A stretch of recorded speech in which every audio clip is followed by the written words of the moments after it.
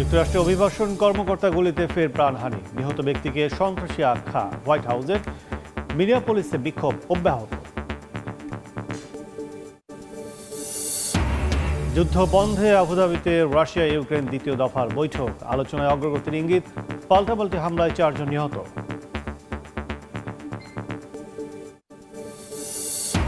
গাজায় যুদ্ধবিরতির দ্বিতীয় ধাপে যেতে ইসরায়েলকে চাপ যুক্তরাষ্ট্রের। মার্কিন প্রতিনিধিদের সঙ্গে নেতানিয়াহুর বৈঠক, চুক্তি ভেঙে উপত্যকায় হামলা, নিহত 3। চীনের বিরুদ্ধে ফের আকাশ ও জলসীমা লঙ্ঘনের অভিযোগ তাইওয়ানের। 26টি যুদ্ধ বিমান ও নৌযানের অনুপ্রবেশ। তাইপের বিশাল প্রতিরক্ষা বাজেট নিয়ে পার্লামেন্টে টানাপড়েন। এবং আফগানিস্তানে টানা 3 দিনের তুষারপাত ও বৃষ্টিতে 61 জনের মৃত্যু, প্রাণহানি বাড়ার আশঙ্কা। পাকিস্তানে খাইবার পাখতুনখোয়ায় তুষার ধসে একই পরিবারের 9 জন নিহত।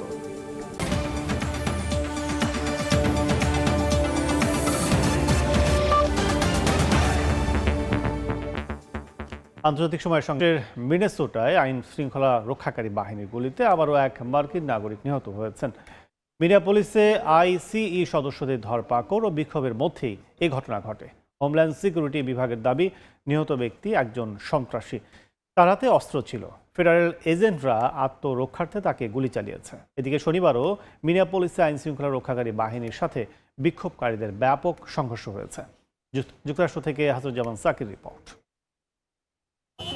যুক্তরাষ্ট্রের ফেডারেল এজেন্টদের গুলিতে আরও এক মার্কিন নাগরিকের মৃত্যু হয়েছে। শনিবার মিনেসোটা অঙ্গরাজ্যের মিনিয়াপলিসে বর্ডার পেট্রোল বাহিনীর সদস্যদের গুলিতে 37 বছর বয়সী এক ব্যক্তি নিহত হয়েছেন বলে জানিয়েছে পুলিশ। এক বিবৃতিতে হোমল্যান্ড সিকিউরিটি বিভাগ জানায়, নিহত ব্যক্তির হাতে অস্ত্র ছিল। আইন শৃঙ্খলা বাহিনীর সদস্যরা তাকে নিরস্ত্র করতে চাইলে তিনি আক্রমণাত্মক হয়ে ওঠেন। সরকারি এজেন্টরা নিজেদের আত্মরক্ষার্থে তার উপর গুলি চালায়। এদিকে ঘটনার তদন্তের আগেই ট্রাম্পের সহযোগী হোয়াইট হাউসের সিনিয়র সহকারী স্টিফেন মিলার নিহত ব্যক্তিকে সন্ত্রাসী হিসেবে আখ্যা দিয়েছেন। যদিও পুলিশ প্রধান বলছেন গুলির ঘটনা এখনো স্পষ্ট নয়। মিনিয়াপলিসের মেয়র জ্যাকব ফ্রে অভিযোগ করেছেন, মুখোশধারী এজেন্টরা স্থানীয় বাসিন্দাদের মারধর ও গুলি করে হত্যা করছে। তিনি শহরে কর্মরত ফেডারেল এজেন্টদের দায় মুক্তিরও নিন্দা জানান। চলমান অভিবাসী ধরপাকড় ও বিক্ষোভের মধ্যে মিনেসোটার গভর্নর টিম ওয়ালজ ফেডারেল এজেন্টদের গুলি চালানোর ঘটনা তদন্তেরও। এদিকে যুক্তরাষ্ট্রে ট্রাম্প প্রশাসনের অভিবাসন নীতির বিরুদ্ধে প্রতিদিনই বিক্ষোভ চলছে। শনিবার মিনেসোটার মিনিয়াপলিসে আইন শৃঙ্খলা রক্ষাকারী বাহিনীর সঙ্গে বিক্ষোভকারীদের ব্যাপক সংঘর্ষ হয়। এ সময় পুলিশ কাঁদানে গ্যাস ও সাউন্ড গ্রেনেড ছোড়ে। পুরো এলাকা রণক্ষেত্রে পরিণত হয়। হাসানুজ্জামান সাকি, সময় সংবাদ, যুক্তরাষ্ট্র। যুক্তরাষ্ট্রের মধ্যস্থতায় আবুধাবিতে ইউক্রেন রাশিয়ার দ্বিতীয় দফার আলোচনা শেষ হয়েছে কোনো চুক্তি ছাড়াই। তবে উভয় পক্ষই আলোচনায় অগ্রগতির ইঙ্গিত দিয়েছে এবং নতুন বৈঠকের সম্ভাবনার কথা বলেছে। একই সময় ইউক্রেনে রাশিয়ার ভয়াবহ ড্রোন ও ক্ষেপণাস্ত্র হামলায় দেখা দিয়েছে বিদ্যুৎ বিপর্যয়, নিহত হয়েছেন অন্তত 1 জন। অন্যদিকে রাশিয়ার খেরসনে ইউক্রেনের হামলায় 3 জন নিহতের দাবি করা হয়েছে।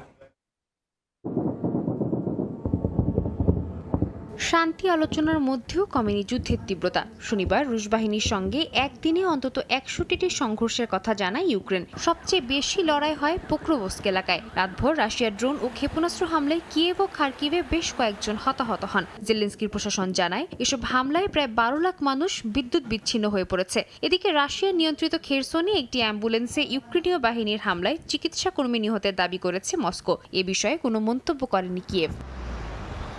উত্তপ্ত পরিস্থিতির মধ্যেই আবুধাবিতে যুক্তরাষ্ট্রের মধ্যস্থতায় অনুষ্ঠিত হয় 3 পক্ষের শান্তি আলোচনা। রাশিয়া ও ইউক্রেনের প্রতিনিধিদের মধ্যে মুখোমুখি কথা হয়েছে বলে জানায় সংযুক্ত আরব আমিরাত। আমিরাত সরকারের এক মুখপাত্র জানান, যুক্তরাষ্ট্র সমর্থিত শান্তি কাঠামোর মূল উপাদানগুলো বৈঠকে প্রাধান্য পেয়েছে। পরিবেশ ছিল ইতিবাচক ও গঠনমূলক, তবে কেন্দ্রবিন্দু ছিল যুদ্ধ শেষ করার সম্ভাব্য শর্ত, দনবাসের বিতর্কিত অঞ্চলগুলোর ভবিষ্যৎ এবং ইউক্রেনের জ্বালানি অবকাঠামোয় যুদ্ধবিরতির সম্ভাবনা।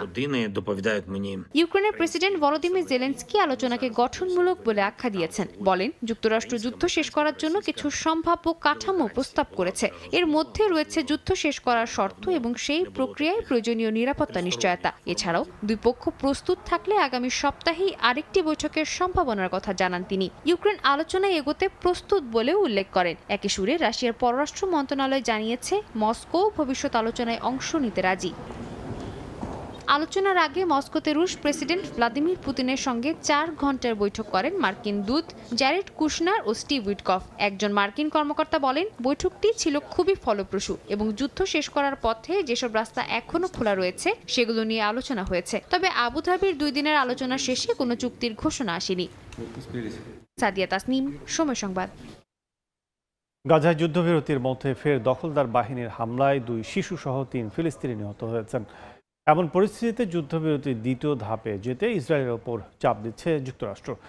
এই ধারাবাহিকতায় শনিবার ইসরায়েলি প্রধানমন্ত্রী বেনিয়ামিন নেতানিয়াহুর সঙ্গে বৈঠক করেন মার্কিন প্রতিনিধিরা। যুদ্ধবিরতির পূর্ণ বাস্তবায়নের আহ্বান জানিয়েছে মিশর।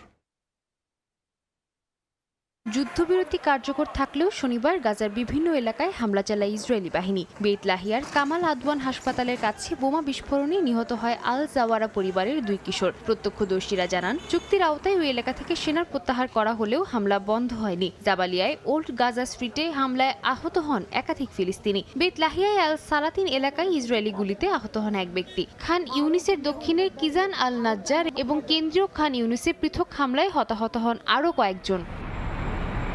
সহিংসতার মধ্যে ইসরায়েলের ওপর কূটনৈতিক চাপ বাড়াচ্ছে যুক্তরাষ্ট্র। শনিবার প্রধানমন্ত্রী বেনিয়ামিন নেতানিয়াহুর সঙ্গে বৈঠক করেন ট্রাম্পের বিশেষ দূত স্টিভ উইটকফ ও উপদেষ্টা জ্যারেড কুশনার। যুদ্ধবিরতির দ্বিতীয় ধাপে অগ্রসর হওয়ার আহ্বান জানান তারা। তবে হামাসের কাছে থাকা শেষ জিম্মি রান গাভেলির মরদেহ ফেরত না আসা পর্যন্ত পরবর্তী ধাপে যেতে নারাজ নেতানিয়াহু। জিম্মির পরিবার হামাসের ওপর আন্তর্জাতিক চাপ জোরদারের আহ্বান জানিয়েছে। এদিকে আগামী সপ্তাহে রাফা ক্রসিং 2 দিক থেকে খুলে দেওয়ার ঘোষণা দিয়েছে গাজার অন্তর্বর্তী প্রশাসন। তবে বিষয়টি পরের সপ্তাহে বিবেচনা করা হবে বলে জানিয়েছে ইসরায়েল। বর্তমানে সীমান্তের গাজা অংশ ইসরায়েলি সেনাদের নিয়ন্ত্রণে রয়েছে। একই দিনে মিশরের president Abdel Fattah al CC ফিলিস্তিনে আঞ্চলিক বিভাজন ও যুদ্ধবিরতির নস্যাৎ করার চেষ্টা প্রত্যাখ্যান করেন। তিনি গাজা চুক্তির পূর্ণ বাস্তবায়ন এবং ফিলিস্তিনিদের জোরপূর্বক বাস্তুচ্যুতি বন্ধের আহ্বান জানান। 2 বছর পর গাজার একমাত্র বিদ্যুৎ কেন্দ্র চালুর সম্ভাবনার কথাও জানিয়েছে প্রশাসন। আন্তর্জাতিক অংশীদার, সৌরবিদ্যুৎ উদ্যোগ এবং বিদ্যুৎ সরবরাহকারীদের সঙ্গে আলোচনা চলছে বলে জানানো হয়। তবে নির্দিষ্ট সময়সীমা বা প্রক্রিয়া এখনো স্পষ্ট নয়। যুদ্ধের শুরু থেকে বিদ্যুৎ ও জ্বালানি সরবরাহ বন্ধ থাকায় গাজায় প্রয়োজনের অর্ধেকেরও কম বিদ্যুৎ পাওয়া যাচ্ছিল। হাসপাতাল সহ জরুরি সেবায় মারাত্মক প্রভাব পড়ে। ধ্বংস হয় 5080 কিলোমিটার বিদ্যুৎ লাইন ও 2285টি ট্রান্সফরমার। সাদিয়া তাসনিম, সময় সংবাদ। জাতিসংঘ সংস্কারের বদলে নতুন এক ইউএন গড়তে চান মার্কিন প্রেসিডেন্ট ডোনাল্ড ট্রাম্প।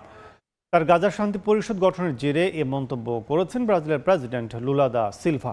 শুক্রবার এক ভাষণে তিনি বলেন, জাতিসংঘের কাঠামো ঠিক করার পরিবর্তে ট্রাম্প এমন একটি নতুন সংস্থা তৈরি করতে চান যেখানে তিনি নিজেই একমাত্র নিয়ন্ত্রক হবেন। লুলা আরও অভিযোগ করেন, ট্রাম্প সামাজিক যোগাযোগ মাধ্যমে বিশ্ব পরিচালনা করতে চান। চীনা প্রেসিডেন্ট শি জিনপিং এর সঙ্গে ফোনালাপের পর কথা বলেন ব্রাজিলের প্রেসিডেন্ট। আন্তর্জাতিক অঙ্গনে জাতিসংঘের কেন্দ্রীয় ভূমিকা রক্ষার আহ্বান জানান শি।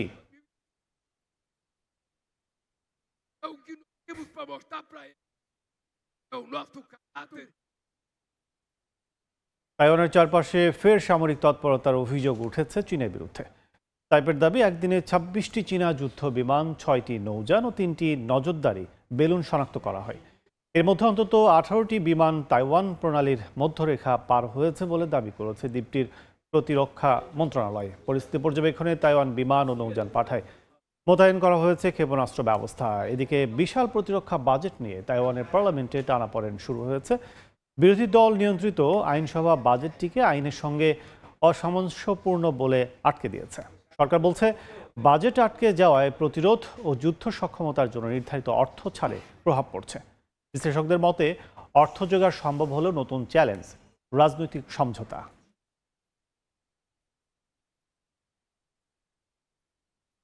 আন্তর্জাতিক সময় আরও থাকছে। এবার কিউবার ওপর চড়াও হচ্ছে যুক্তরাষ্ট্র। তেল আমদানি বন্ধে নৌ অবরোধের পরিকল্পনা। মাদক পরিবহনকারী সন্দেহে প্রশান্ত মহাসাগরে ফের নৌযানে হামলা, নিহত 2।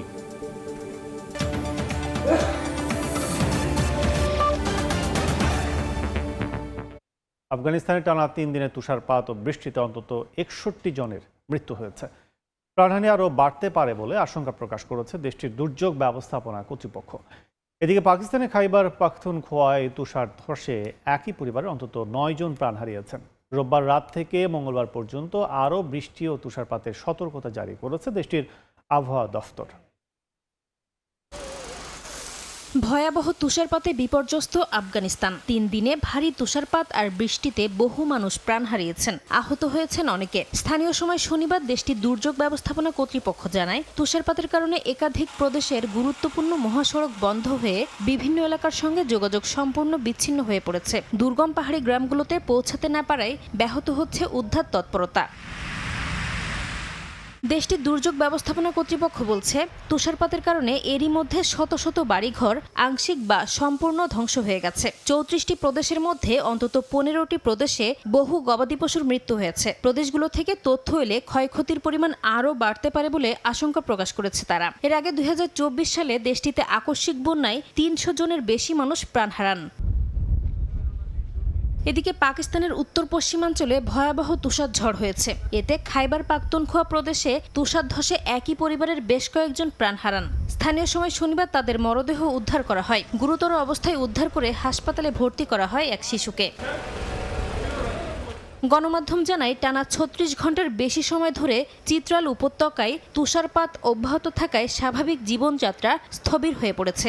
জেলার সেরিগাল গ্রামে 20 ইঞ্চির বেশি পুরু তুষারপাতে সেখানকার একাধিক সড়ক বন্ধ হয়ে গেছে। বৈদ্যুতিক সংযোগ বিচ্ছিন্ন হয়ে তীব্র ঠান্ডার মধ্যে অন্ধকারে দিন কাটাচ্ছেন হাজারো মানুষ। এমন পরিস্থিতিতে রোববার রাত থেকে মঙ্গলবার পর্যন্ত আরও বৃষ্টি ও তুষারপাতের সতর্কতা জারি করেছে দেশটির আবহাওয়া দপ্তর। নাসরিন রুমি, সময় সংবাদ। পারিবারিক বিরোধের জেরে বন্দুক হামলায় স্ত্রী সহ 4 আত্মীয়কে গুলি করে হত্যা করেছেন এক ভারতীয় নাগরিক। এই ঘটনায় অভিযুক্ত স্বামীকে গ্রেফতার করেছে পুলিশ। স্থানীয় সময় শুক্রবার লরেন্সভিল শহরের এই গোলাগুলির ঘটনা ঘটে। ঘটনার সময় বাড়িতে আরও 3 শিশু অবস্থান করছিল। গোলাগুলি শুরু হলে তারা একটি আলমারিতে লুকিয়ে পড়ে। পরে তাদেরই একজন 911 নম্বরে ফোন দিলে দ্রুত ঘটনাস্থলে পৌঁছে অভিযুক্তকে গ্রেফতার করে পুলিশ। এই ঘটনায় শোক প্রকাশ করে নিহতদের পরিবারকে সহায়তার আশ্বাস দিয়ে আন্তর্জাতিক সময় আরও থাকছে।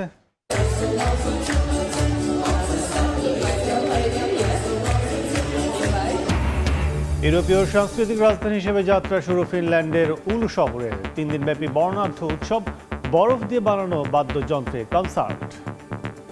আফগানিস্তান যুদ্ধে ন্যাটো বাহিনী নিয়ে বিতর্কিত মন্তব্যের পর এবার যুক্তরাজ্যের সেনাদের প্রশংসা করলেন মার্কিন প্রেসিডেন্ট ডোনাল্ড ট্রাম্প। সমালোচনার মুখে ফোনালাপের পর সামাজিক মাধ্যমে ব্রিটিশ সেনাদের সাহসিকতার কথা তুলে ধরেন তিনি। ফক্স নিউজকে দেয়া এক সাক্ষাৎকারে ন্যাটো সেনারা আফগানিস্তানে সামনের সারিতে ছিল না এমন মন্তব্যে যুক্তরাজ্য সহ মিত্রদের ক্ষোভের মুখে পড়েন ট্রাম্প।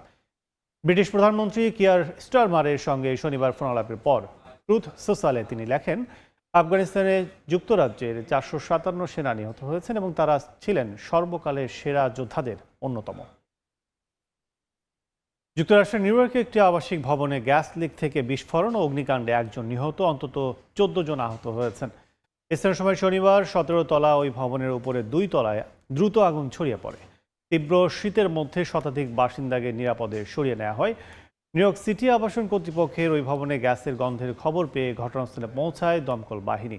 তল্লাশির সময় ঘটে বিস্ফোরণ। এতে 16 ও 17 তলায় অন্তত 10টি অ্যাপার্টমেন্টে আগুন লাগে এবং প্রায় 1 ডজন ফ্ল্যাটে বড় ধরনের অবকাঠামোগত ক্ষতি হয়। ভবনটি সংস্কারের কাজ চলছিল এবং গ্যাস ব্যবস্থার কাজ শেষ করে পরিদর্শনও করা হয়েছিল বলে দাবি কর্মকর্তাদের।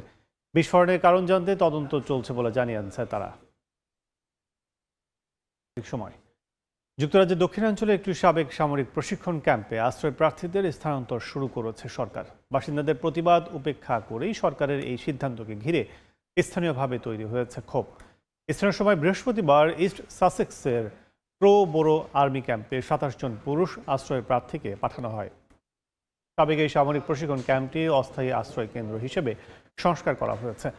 এছাড়া পর্যায়ক্রমে সেখানে আরও প্রায় 500 জন অভিবাসীকে নেয়ার প্রস্তুতি চলছে। এ বিষয়ে ব্রিটেনের স্বরাষ্ট্রমন্ত্রী শাবানা মাহমুদ জানান, সীমান্তে শৃঙ্খলা ও নিয়ন্ত্রণ পুরোপুরি ফিরিয়ে না আনা পর্যন্ত সরকার এই উদ্যোগ চালিয়ে যাবে।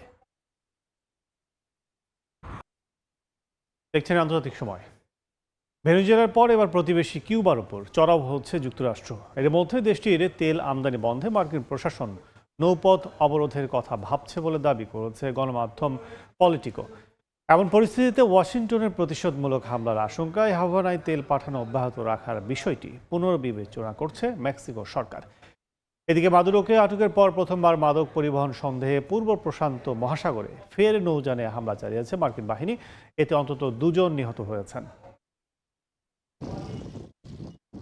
ভেনেজুয়েলার পর এবার প্রতিবেশী কিউবার ওপর চড়াও হতে যাচ্ছে যুক্তরাষ্ট্র। দেশটির ওপর তেল আমদানিতে এবার পূর্ণ অবরোধ আরোপের বিষয়টি বিবেচনায় নিচ্ছে হোয়াইট হাউস।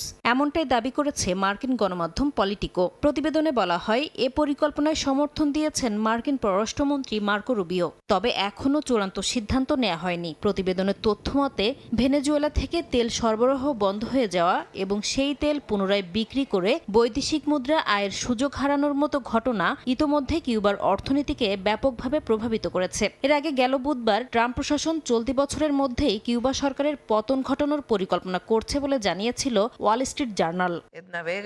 এমন পরিস্থিতিতে কিউবায় তেল পাঠানো অব্যাহত রাখবে কিনা তা পর্যালোচনা করছে মেক্সিকো সরকার। এতে যুক্তরাষ্ট্র মেক্সিকোর বিরুদ্ধে প্রতিশোধমূলক পদক্ষেপ নিতে পারে এমন আশঙ্কা থেকেই এই চিন্তাভাবনা করছে সেনবাউন প্রশাসন। ঘনিষ্ঠ সূত্রের বরাতে একথা জানিয়েছে রয়টার্স। যুক্তরাষ্ট্রের হাতে প্রেসিডেন্ট নিকোলাস মাদুরোর নাটকীয় গ্রেপ্তারের পর ভেনেজুয়েলা থেকে কিউবায় তেল পাঠানো বন্ধ হয়ে গেছে। ফলে বিদ্যুৎ সংকট ও ব্যাপক ব্ল্যাকআউটে ভোগা কিউবার জন্য এখন মেক্সিকোই সবচেয়ে বড় তেল সরবরাহকারী। এদিকে মাদক পরিবহন সন্দেহে পূর্ব প্রশান্ত মহাসাগরে আবারও একটি নৌযানে প্রাণঘাতী হামলা চালিয়েছে মার্কিন সামরিক বাহিনী। এতে বেশ কয়েকজন হতাহত হয়েছেন। স্থানীয় সময় শুক্রবার সামাজিক যোগাযোগ মাধ্যম এক্সে এক পোস্টে একথা জানায় মার্কিন সাউদার্ন কমান্ড সাউথকম। মাদুরো ও তার স্ত্রীকে গ্রেপ্তারের পর প্রথমবার নৌকায় হামলা চালালো যুক্তরাষ্ট্র। ভেনেজুয়েলায় মার্কিন সামরিক অভিযান ও প্রেসিডেন্ট নিকোলাস মাদুরোকে সস্ত্রীক আটকের ঘটনায় শুক্রবারও রাজধানী কারাকাসে বিক্ষোভ করেন শত শত মানুষ। মার্কিন অভিযানে নিন্দা জানিয়ে অংশগ্রহণকারীরা অবিলম্বে মাদুরো দম্পতির মুক্তির দাবি জানান। মাদুরোকে না ছাড়া পর্যন্ত আন্দোলন চালিয়ে যাওয়ার ঘোষণা দেন তারা। নাসরিন রুমি, সময় সংবাদ। ইরানের ওপর চাপ বজায় রাখতে মার্কিন নৌবাহিনীর বিশাল বহর পারস্য উপসাগরের দিকে যাচ্ছে বলে জানিয়েছেন প্রেসিডেন্ট ডোনাল্ড ট্রাম্প। ইরানকে সতর্ক করে বেপরোয়া দমন নীতি বন্ধ করার কথা জানান জাতিসংঘের মানবাধিকার প্রধান। এদিকে ইরানের ওপর যে কোনো ধরনের হামলাকে নিজেদের ওপর সর্বাত্মক যুদ্ধ হিসেবে দেখা হবে বলে জানিয়েছে দেশটি। সেই সঙ্গে কঠোর জবাবের হুঁশিয়ারি দিয়েছে তেহরান। এর মধ্যে ইসরায়েল এখনও ইরানে হামলার সুযোগ খুঁজছে বলে সতর্ক করেছে তুরস্ক। গেল বৃহস্পতিবার মার্কিন প্রেসিডেন্ট ডোনাল্ড ট্রাম্প ইরানকে সতর্ক করে বলেন, দেশটিতে সরকার বিরোধী আন্দোলনে বিক্ষোভকারীদের হত্যা বা পারমাণবিক কর্মসূচি পুনরায় শুরু করলে বিপদ হতে পারে। হুঁশিয়ারি দিয়ে জানান, ইরানের ওপর চাপ বজায় রাখতে মার্কিন নৌবাহিনীর বিশাল বহর পারস্য উপসাগরের পথে রয়েছে। বার্তা সংস্থা রয়টার্স জানায়, অতিরিক্ত বিমান প্রতিরক্ষা ব্যবস্থাও পাঠানোর পরিকল্পনা রয়েছে ট্রাম্প প্রশাসনের, যা ইরানের যে কোনো হামলা থেকে মার্কিন ঘাঁটিগুলো রক্ষা করতে গুরুত্বপূর্ণ ভূমিকা রাখবে। স্থানীয় সময় শুক্রবার জেনেভায় জাতিসংঘের মানবাধিকার প্রধান ইরানকে সতর্ক করে বলেন, বিক্ষোভকারীদের ওপর বেপরোয়া দমন নীতি বন্ধ করতে হবে। মানবাধিকার পরিষদের জরুরি বৈঠকে তিনি জানান, ইরানে মানবাধিকার লঙ্ঘনের প্রমাণ সংগ্রহ করতে জাতিসংঘকে তাগাদা দিচ্ছে কিছু দেশ, যেন ভবিষ্যতে আইনি ব্যবস্থা নেওয়া যায়। এদিকে যে কোনো ধরনের হামলা ইরানের বিরুদ্ধে সর্বাত্মক যুদ্ধ হিসেবে দেখা হবে বলে পাল্টা হুঁশিয়ারি দিয়েছে তেহরান। ট্রাম্পের ঘোষণার পর ইরানের এক জ্যেষ্ঠ সরকারি কর্মকর্তা বলেন, যে কোনো হামলার কঠিন জবাব দেওয়া হবে। এর মধ্যে তুরস্কের পররাষ্ট্রমন্ত্রী হাকান ফিদান টেলিভিশন সাক্ষাৎকারে সতর্ক করে বলেন, ইসরায়েল এখনও ইরানে হামলার সুযোগ খুঁজছে। এমনটা হলে মধ্যপ্রাচ্য আরও অস্থিতিশীল হয়ে পড়বে। এর আগে বৃহস্পতিবার ফোনালাপ করেন তুরস্ক ও ইরানের প্রেসিডেন্ট। এ সময় রিসেপ তাইপ এরদোয়ান নিজেদের অবস্থান স্পষ্ট করে বলেন, তেহরানে বিদেশি হস্তক্ষেপের বিপক্ষে আঙ্কারা। রাইসা জান্নাত, সময় সংবাদ। ইন্দোনেশিয়ার জাভা প্রদেশে ভূমিধসে অন্তত 8 জনের মৃত্যু হয়েছে, নিখোঁজ রয়েছেন আরও 82 জন। দেশটির দুর্যোগ ব্যবস্থাপনা সংস্থা জানিয়েছে, টানা 1 সপ্তাহ ধরে ভারী বৃষ্টিপাতে বিপর্যস্ত জাভা প্রদেশ।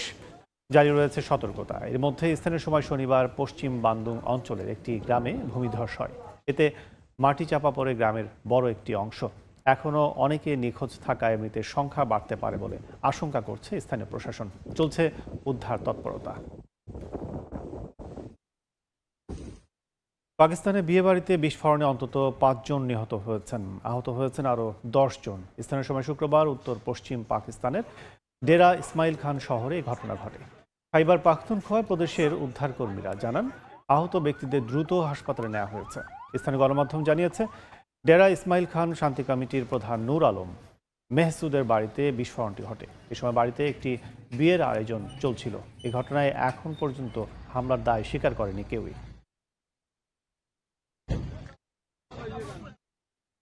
সুষ্ঠু স্বচ্ছ নির্বাচনে জামাতে ইসলামের জেতার কোনো সুযোগ দেখছে না বাংলাদেশে নিযুক্ত ভারতের সাবেক হাই কমিশনার হর্ষবর্ধন শ্রীংলা। তিনি আরও বলেছেন, পক্ষপাত দুষ্ট হিংসাত্মক ভোট হলেই কেবল দলটি জিততে পারে। জামাত কোনো সুষ্ঠু ও স্বচ্ছ নির্বাচনে জয়ী হতে পারে না। ইতিহাসে কখনো জামাত ৫ থেকে ৭% বেশি ভোট পায়নি, আর তখনও অন্য রাজনৈতিক দলগুলোর সাহায্য ছিল। পক্ষপাত দুষ্ট ও হিংসাত্মক নির্বাচন হলেই জামায়াত জিততে পারে।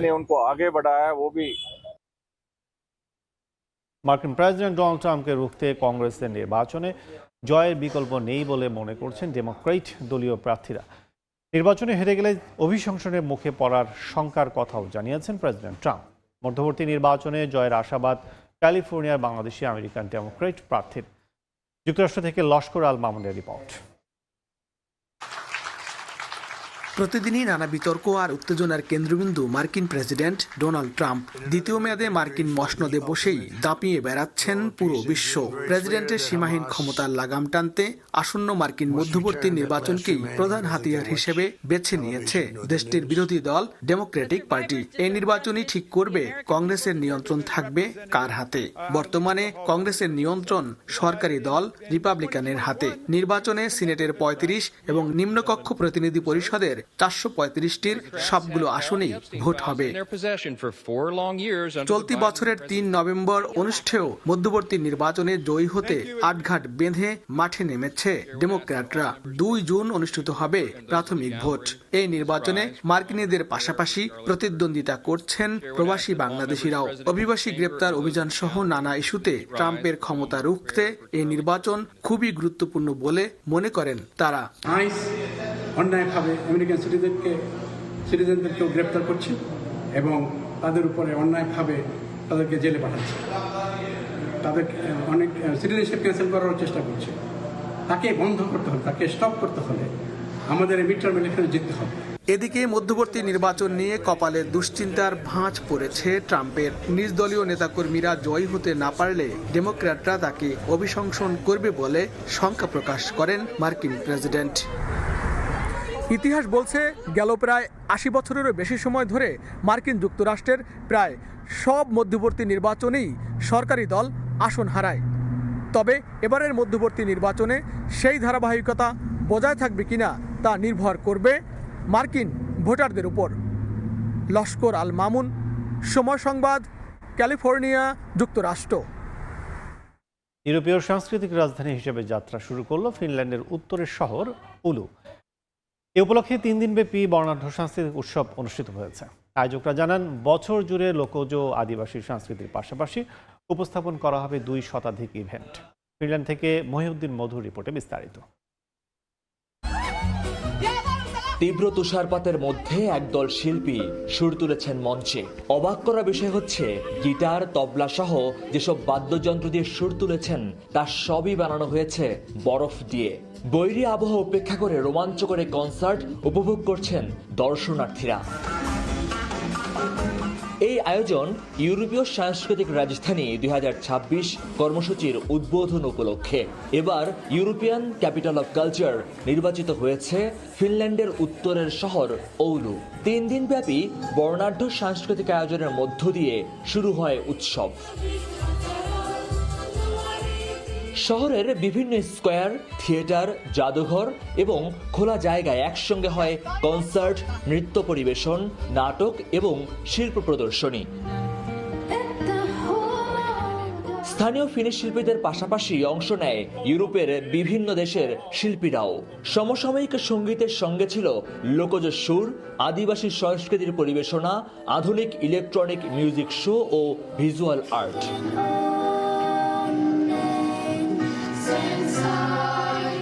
শিশু ও পরিবার কেন্দ্রিক আয়োজনও ছিল উৎসবের গুরুত্বপূর্ণ অংশ। ওয়ার্কশপ, ওপেন পারফরমেন্স ও কমিউনিটি আর্ট প্রজেক্টে সরাসরি অংশ নেন স্থানীয় বাসিন্দা ও বাংলাদেশি প্রবাসীরা। এর মাধ্যমে আমরা ইউরোপিয়ান কালচারগুলা দেখতে পারছি, ওরা কিভাবে সেলিব্রেট করে। মাল্টিকালচারাল অনেক ডাইভার্সিটি দেখতে পারলাম। তো এখানে আমরা যারা বাংলাদেশি কমিউনিটির ইমিগ্রেন্টরা আছি সবাই খুব এনজয় করেছি। এই একটা অনুষ্ঠানেই ইউরোপের বিভিন্ন জাতিগোষ্ঠীর যে তাদের কালচারাল প্রোগ্রাম, এটা দেখার একটা সুযোগ আমার হয়েছে এই প্রোগ্রামে। বিভিন্ন ধরনের বৈচিত্র্যতা আছে, কালচারাল যত বৈচিত্র্যতা আছে সবগুলো আমরা একসাথে একই জায়গায় দেখতে পারতেছি। আয়োজকরা বলছেন, সংস্কৃতি একটি শহরের আত্মপরিচয় তুলে ধরে। ওউলু শহরের এই যাত্রা ইউরোপ জুড়ে নতুন সংযোগ তৈরি করবে। সংস্কৃতির মাধ্যমে মানুষ, ইতিহাস ও ভবিষ্যৎ এক সুতোয় বাঁধা যায়। এই উৎসব শুধু বিনোদনের আয়োজন নয়, বরং পুরো 2026 সাল জুড়ে চলা সাংস্কৃতিক কর্মসূচির সূচনা। এই বছরে প্রায় 2 শতাধিক সাংস্কৃতিক ইভেন্ট অনুষ্ঠিত হবে ওলু শহর ও আশপাশের অঞ্চলে।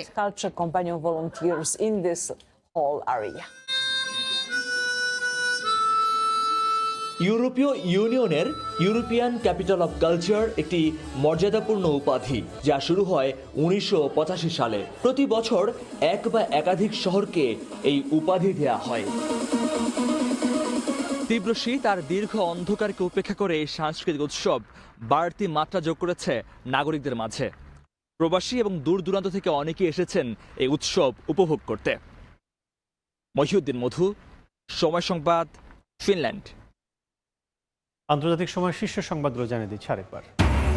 যুক্তরাষ্ট্রের অভিবাসন কর্মকর্তা গুলিতে ফের প্রাণহানি। নিহত ব্যক্তিকে সন্ত্রাসী আখ্যা হোয়াইট হাউসের। মিনিয়াপলিসে বিক্ষোভ অব্যাহত। যুদ্ধ বন্ধে আবুধাবিতে রাশিয়া ইউক্রেন দ্বিতীয় দফার বৈঠক, আলোচনায় অগ্রগতির ইঙ্গিত। পাল্টাপাল্টি হামলায় 4 জন নিহত।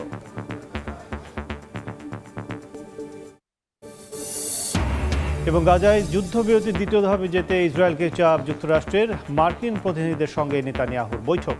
চুক্তি ভেঙে উপত্যকায় হামলা, নিহত 3।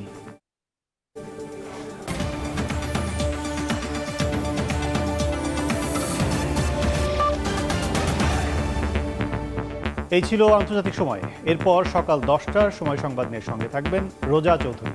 ধন্যবাদ কাজল। সকাল 10টার সময় সংবাদ নিয়ে আসছে কিছুক্ষণ পর, সঙ্গে থাকুন সময়ের।